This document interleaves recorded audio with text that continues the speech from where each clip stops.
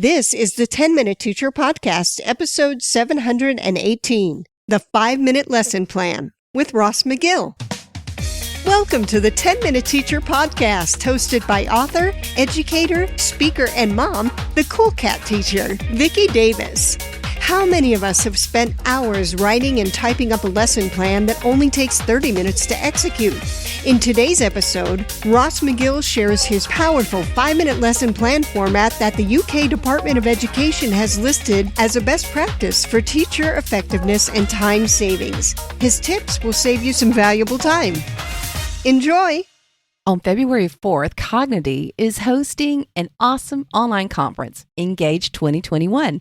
I'll be a keynote speaker along with many other fabulous EdTech integrators and education leaders. Stay tuned at the end of the show to learn how you can take your students' learning to the next level at Engage 2021. Today we have with us Ross McGill from the Teacher Toolkit in the UK. And Ross and I have finally decided to make sure we made time to connect. We were both listed in LinkedIn's top 10 education voices. And congratulations, Ross. Thank you, Vicki. Yes, it's lovely to connect at long last. And it's nice to see, us both having blogged for such a long time to get a bit of recognition here or there. So yeah, it's very, very flattering. And it's lovely to catch up with you and all your listeners. Now, when we look at your site, there's a lot of resources, a lot of amazing things, but you have the 5-minute lesson plan, which your Department of Education has cited as a best practice for reducing teacher workload. What is a 5-minute lesson plan? Well, the 5-minute lesson plan, put simply, every teacher has to plan a lesson. In going back a number of years now here in England, there was a requirement for teachers to write very detailed plans, 2 or 3 pages long, that would often take, particularly if you were a new teacher,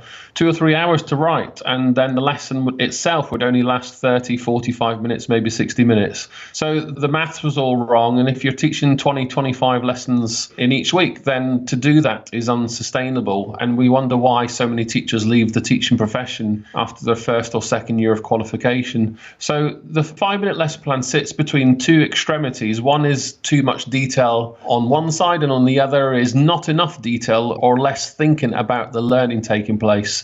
We've all been there. We have kind of doorknob lessons where you touch the door handle, you walk into a classroom, and you kind of rely a bit on your wisdom and something you might have done in the past to, in some respects, maybe make it up as you go along. But, that's not fair on the kids. It often leads to a bit of anxiety in ourselves and a bit of stress, and then that manifests itself in our behavior or feedback to our students. So the 5-minute lesson plan is a simple A4 template. It's designed as a thought process to help teachers think through the key components of planning a lesson, which is underpinned by learning. So I call it stickability, but essentially that cognitive scientist term is retrieval practice. So, what core concepts, knowledge, skills, understanding you want to teach. How are you going to frame this in such a way that you keep underpinning all of the lessons? So, teaching keywords, etymology, language, some activities in the lesson, the worksheets that you provide.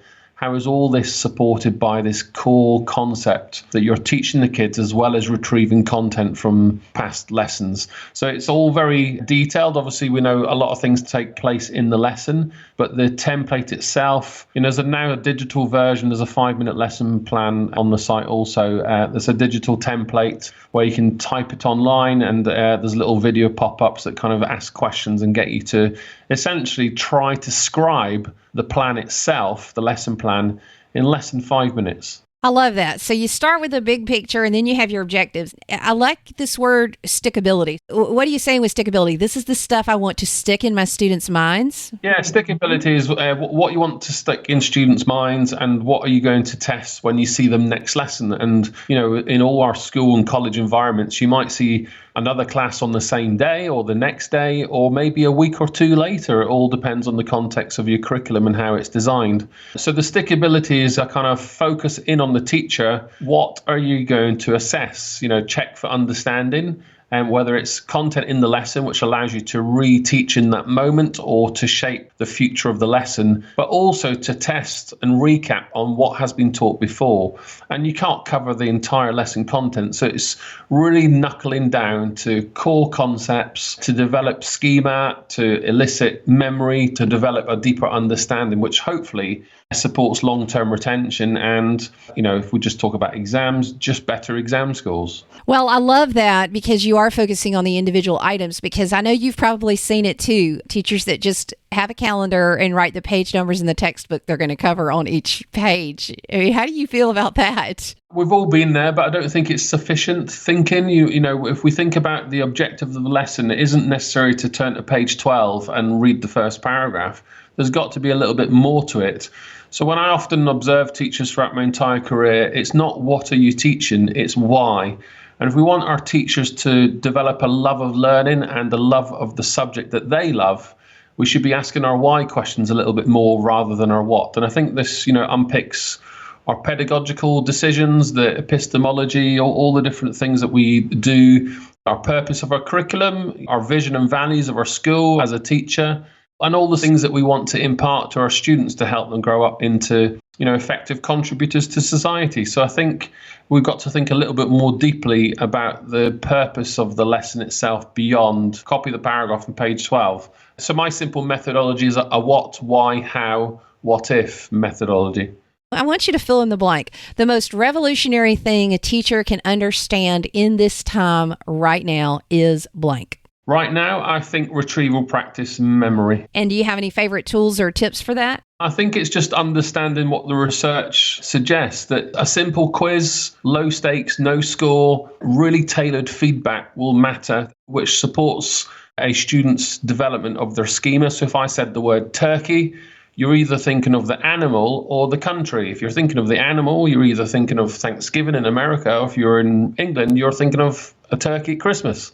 Or if you've been to the country, you might be thinking of Turkey, the country itself. So we all have different schema. Words trigger that. And if we go back to our classroom, we're teaching children about rivers, volcanoes, or gravity, whatever it is, we have to shape that schema. So that's best served through simple quizzes. We all have our different methods, but it's essentially just quick quizzes, quick tests, quick questioning in class. I firmly believe that questioning is the key tool teachers need to master. And I think if you can develop a range of questioning techniques and hold students to account, you can keep them all engaged and use that data, that assessment of feedback to shape the lesson itself. And just one more point on feedback. When we talk about feedback, we often think that written feedback is the best form. Why not verbal? Why not non-verbal? And then when we think about the types of feedback, we have feed up, feed forward, and feedback. So there are many ways that we can provide assessment.